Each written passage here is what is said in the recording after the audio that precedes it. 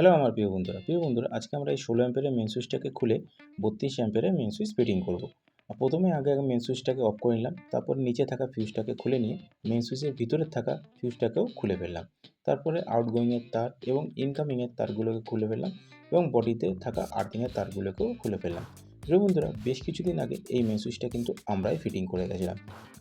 যেহেতু কাস্টমারের বক্তব্য সে থেকে ভোল্টেজটা আপ ডাউন করছে এবং ওনারা ডকেটও করেন, সাপ্লাই থেকে লোক আসার পরে ওনারা দেখে বলেন যে মেইন সুইচটাকে চেঞ্জ করতে হবে। তো যথারীতি আমরাও চারিদিকে লাইনগুলোকে দেখে নিয়ে আগে মেইন সুইচটাকে চেঞ্জ করে ফেললাম এবং মেইন সুইচের আউটগোয়িংয়ের তারটাকেও চেঞ্জ করে ফেললাম।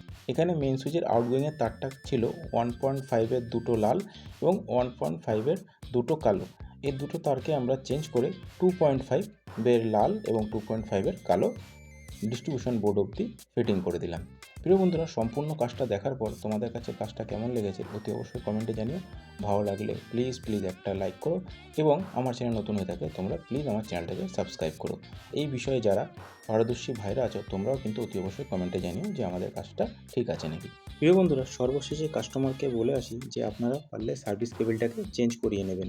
যেহেতু সার্ভিস কেবিলটা ছিল 4² এর অ্যালুমিনিয়াম কেবিল এবং ওনারা বারবারই ডকেট করতেন এবং পোল থেকে ওনারা শুধু রাশটা ছাড়িয়ে দিয়ে কেটে দিয়ে আবার নতুন করে তারে জুড়ে দিয়ে যেতেন।